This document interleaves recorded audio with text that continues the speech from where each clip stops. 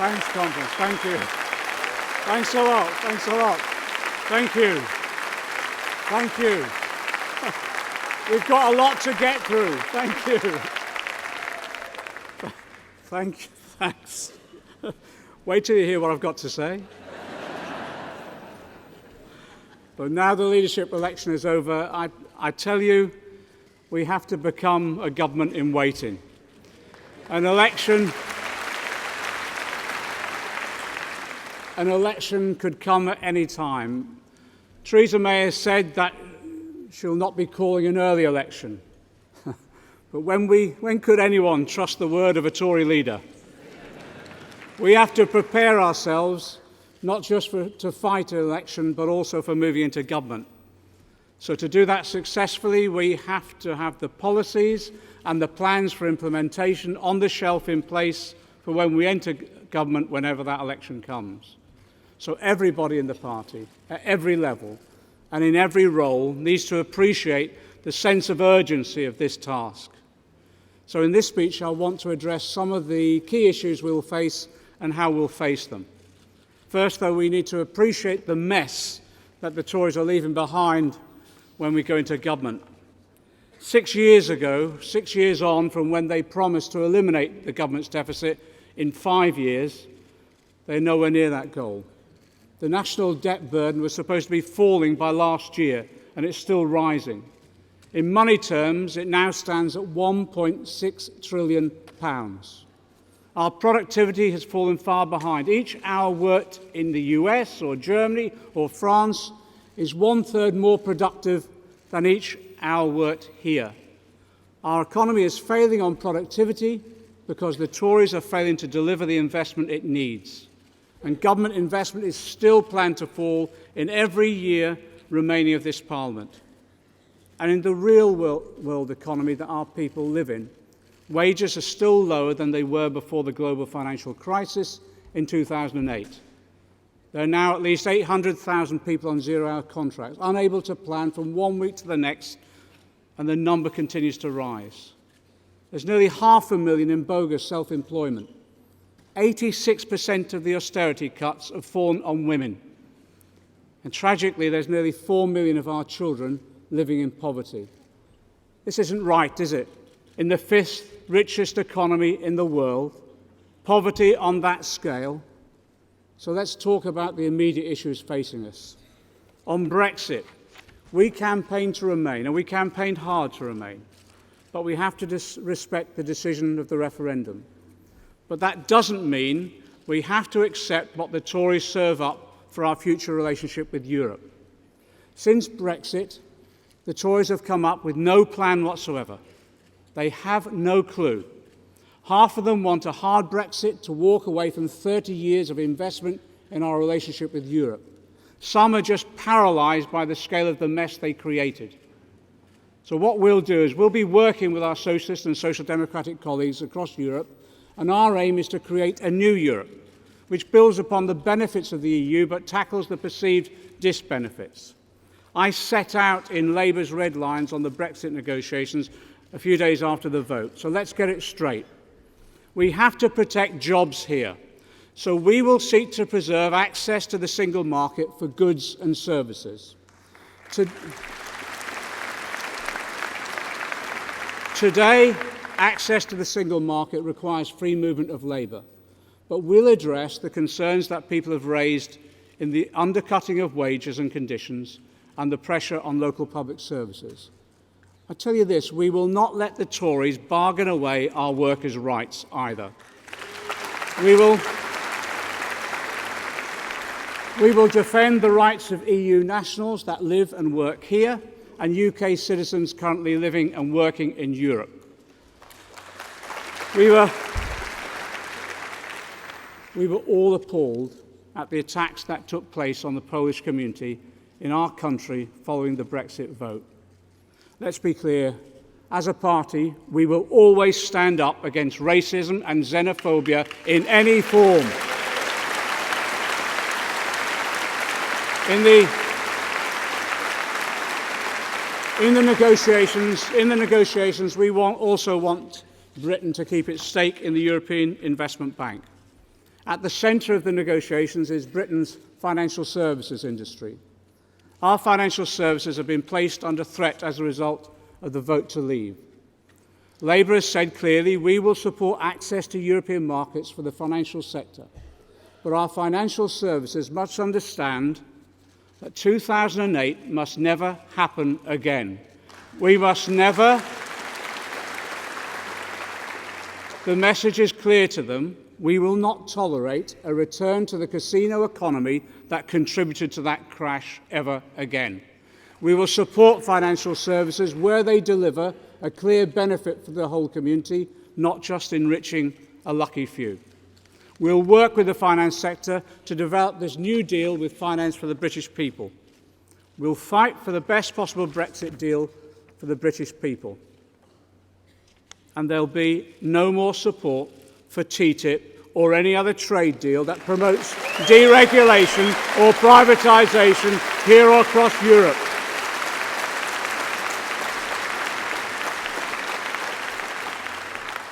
And we'll make sure that any future Labour government has the power to intervene in our economy in the interests of the whole country. For Britain to prosper in that new Europe and on the world stage, our next major challenge is to call a halt to this government's austerity programme. The Conservative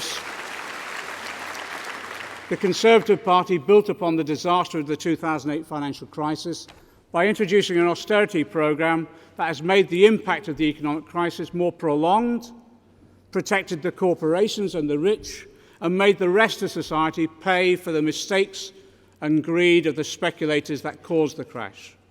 Last year, this conference determined that this party would oppose austerity, and that's exactly what we've done. And we've had some successes. We forced the reversal of tax credit cuts. We also fought and won to have the personal independence payments cut scrapped. Sometimes, in this movement, we don't thank people enough. So I want to thank Owen Smith for the work he's done working with Jeremy to defeat the Tories on this issue.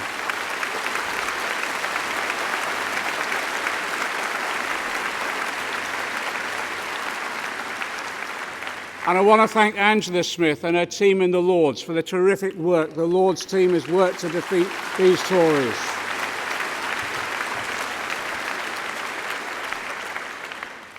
I say that as someone who's campaigned to abolish them for 30 years. I'm having a rethink.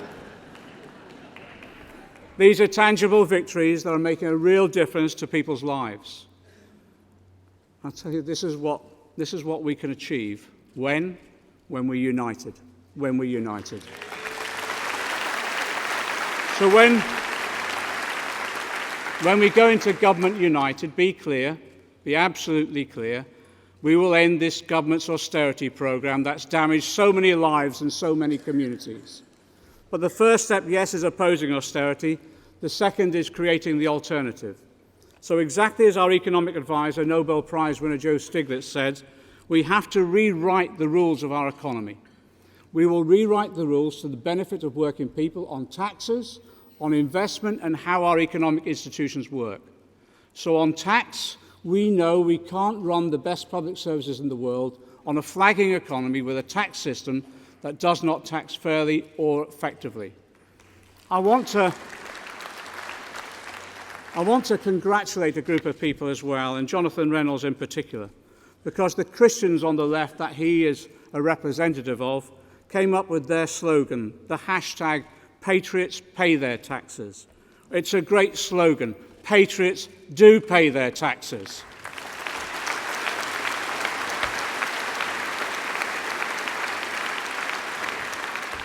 Labour has already set the pace on tackling tax avoidance and tax evasion. We launched our tax transparency and enforcement programme to force the government into action. And again, I'd like to thank Rebecca Long-Bailey for leading the Labour charge in Parliament to hold the tax dodgers to account.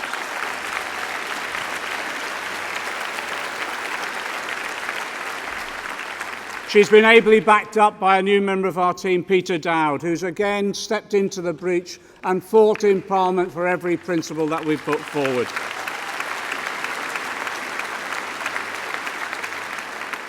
And I want to congratulate Caroline Flint, who forced an amendment to the finance bill to ensure country-by-country reporting is now back on the agenda.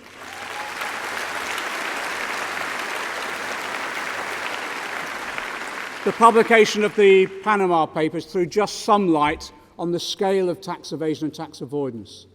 Some of the largest firms in the City of London are up to their necks in it. HSBC alone accounted for more than 2,300 shell companies established to help the super-rich duck their taxes. In government, we will end the scourge of tax avoidance. We will end it. We will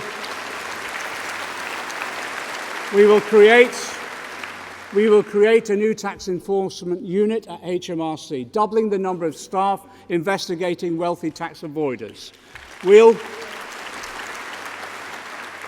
We will ban tax-dodging companies from winning public sector contracts.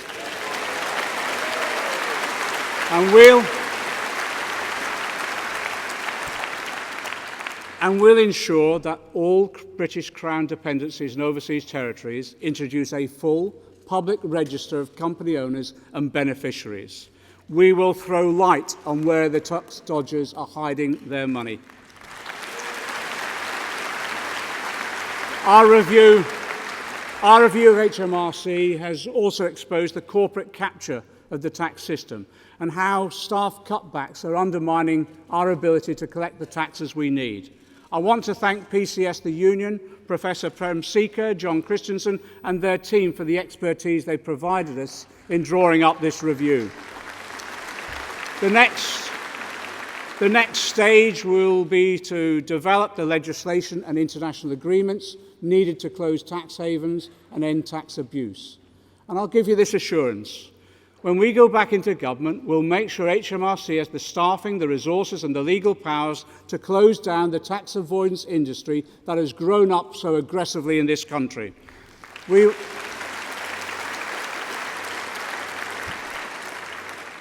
But we have to do more than stop tax avoidance. The burden of taxation as a whole now falls too heavily on those least able to pay.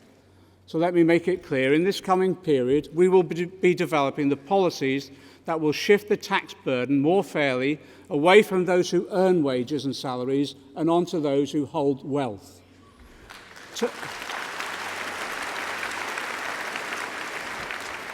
Turning to investment, as I've said before, Labour as a party of government needs to think not just about how we spend money, but how we earn it. I've announced a £250 billion investment programme that will ensure no community is left behind. This is the scale of investment that independent experts say will start to bring Britain's infrastructure into the 21st century. It means putting the investment in place that will transform our energy system, providing cheap, low-carbon electricity. It means ensuring that every part of the country has access to super-fast broadband matching the best in the world. It means delivering the transport improvements, including HS3 in the north of England, that will unlock the potential of the whole country. But for too long now, major decisions about what and where to invest have been taken by Whitehall and the City. The result? Underinvestment and decline across the country. So it's time for our regions and localities to take control, take back control. So we will create new institutions not run by the old elite circles.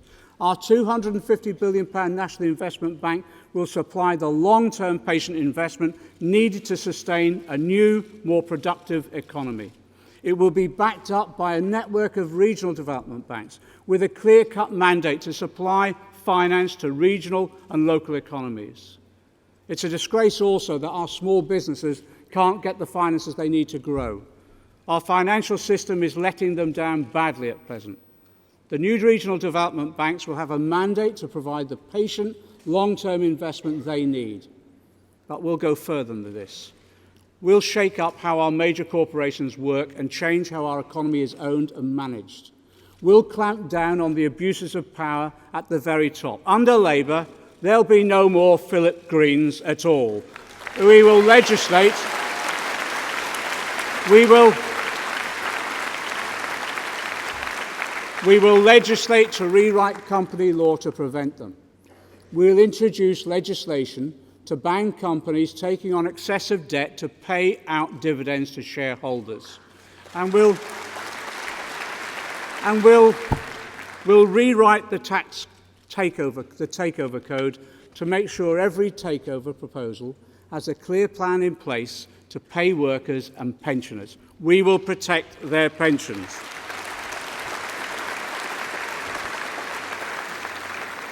But we can do more to transform our economy for working people. Theresa May has spoken about worker representation on boards. Well, it's good to see her following our lead.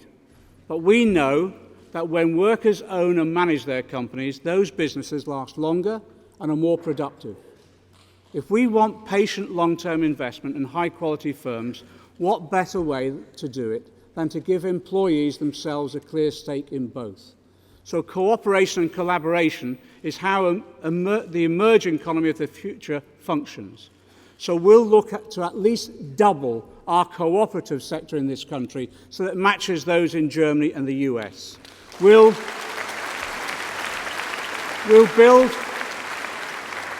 build on the good example of Labour councils like Preston here in the North West, using public procurement to support cooperatives wherever they can. And yes, we'll help create 200 local energy companies and 1,000 energy cooperatives, giving power back to local communities and breaking the monopoly of the big six producers. We'll introduce a right to own, giving workers first refusal on a proposal for worker ownership when a company faces change of ownership or closure. A right to own for workers' security. So the next Labour government will promote a renaissance in cooperative and worker ownership. The new regional development banks will be tasked with supplying the capital a new generation of business owners will need to succeed. We'll support business hubs across the country. I visited Make Liverpool yesterday, where an abandoned warehouse is being turned into a shared workshop space for small businesses and the self-employed. The next Labour government will provide support to establish business hubs in every town and city. Every town and city. We know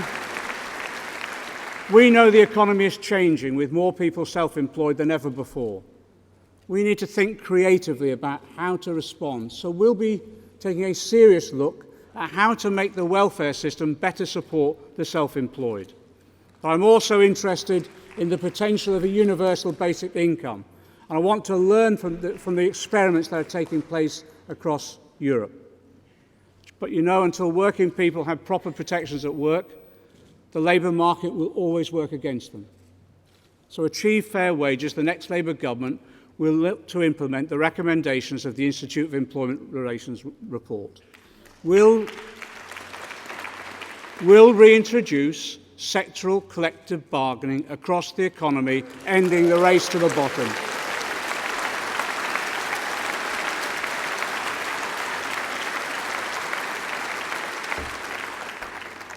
And I give you this commitment. In the first 100 days of our Labour government, we'll repeal the Trade Union Act.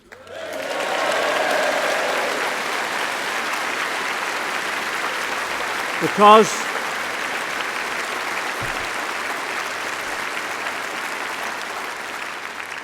what happens when trade unions are weakened? I'll tell you what happens. Over 200,000 workers in the UK are receiving less than the minimum wage set down in law. This is totally unacceptable. Under Labour, we will properly resource HMRC and the Gangmasters and Labour Abuse Authority to make sure there are no more national scandals like Mike Ashley of Sports Direct. And our vision for a high-wage economy with everyone receiving their fair dues does not end there. I've spoken before about building on the great achievements of previous Labour governments. Yes, and one of the greatest achievements of the government elected in 1997 was the establishment of a national minimum wage, lifting millions out of poverty, and I pay tribute to that government for doing it. But Remember, the Tories opposed it, claiming it would cost millions of jobs. But, united in purpose, we won the argument. Under the next Labour government, everyone will earn enough to live on. When we win the next election, we will write into law a real living wage.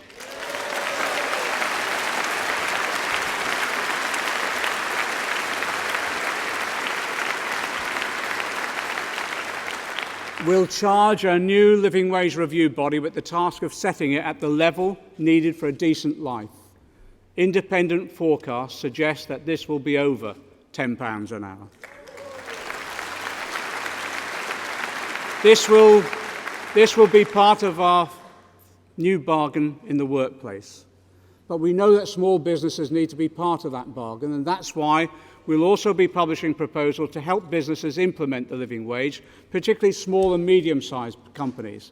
We'll be examining a number of ideas, including the expansion and reform of employment allowance, to make sure that this historic step forward, improving the living standards of the poorest paid, does not impact upon hours of employment.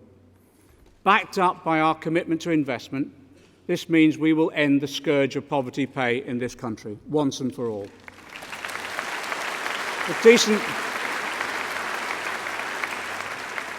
We've said this before, but decent pay is not just fundamentally right, it's actually good for business, it's good for employees, and it's good for Britain. But we need a new deal across the whole of our economy, because whatever we do in Britain, the old rules of the global economy are being rewritten for us. The winds of globalisation are blowing in a different direction now. They're blowing against the belief in the free market and in favour of intervention. Look at the steel crisis. With the world market flooded by cheap steel, major governments moved to protect their domestic steel industries. Ours did not, until we pushed them into it as a result of a community and trade union and Labour campaign. But they're so blinkered by their ideology that they can't see how the world is changing. Good business doesn't need no government. Good business needs good government.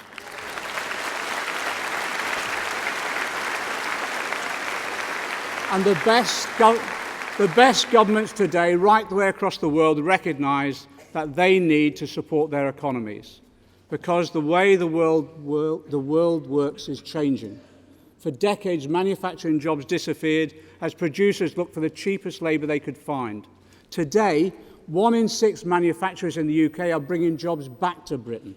That's because production today is about locating close to markets and drawing upon the highly skilled labour and high-quality investment. Digital technology means production can be smaller scale, in smaller, faster firms, dependent on cooperation and collaboration, not dog-eat-dog competition. The economies that are making best use of this shift are those with governments that understand it's taking place and support new industries and small businesses. Do you know, we could be part of that change here. There's huge potential in this country and in every part of the country. We have an immense heritage of scientific research and engineering expertise. Today, our science system is a world leader. We have natural resources that could make us world leaders in renewables. We have talent and ambition in every part of the country. Yet at every stage, we have a government that fails to reach that potential. It's cut scientific research spending. It's slashed subsidies to renewables, threatening tens of thousands of jobs. And it plans to cut essential public investment in transport, energy and housing across the whole country. Be certain, the next Labour government will be an interventionist government. We will not stand by like this one and see our key industries flounder and our future prosperity put at risk. Like Rebecca Long-Bailey has said, when we return to government, we'll implement a comprehensive industrial strategy developed in partnership with trade unions and employers and the wider community. After Brexit, we want to see a renaissance in British manufacturing. And as we've committed ourselves, our government will create an entrepreneurial state that works with wealth creators, the workers and the entrepreneurs, to create the products and the markets that will secure our long-term prosperity. Let me just say this in conclusion on a personal note. I'm so pleased that this conference is being held in Liverpool. I was born in this city, not far from here. My dad was a Liverpool docker and my mum was a cleaner, and then worked for 30 years behind a BHS store counter. I was part of that 1960 generation. We lived in what sociological studies have described as some of the worst slum conditions that existed within this country. We just called it home.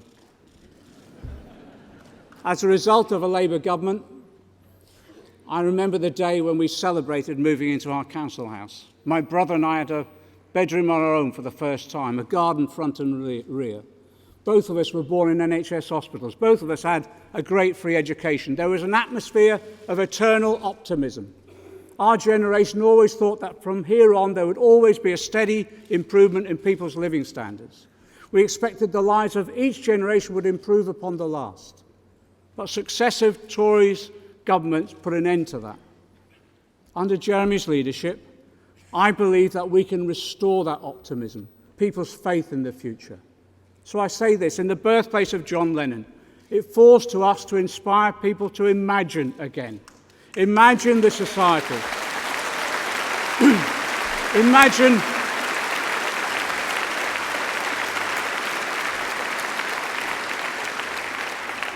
Imagine the society we can create. It's a society that's radically transformed, radically fairer, more equal, more democratic, yes, based upon a prosperous economy that's economically and environmentally sustainable, but where that prosperity is shared by all. That's our vision to rebuild and transform Britain. In this party, you no longer have to whisper its name. It's called socialism. Solidarity.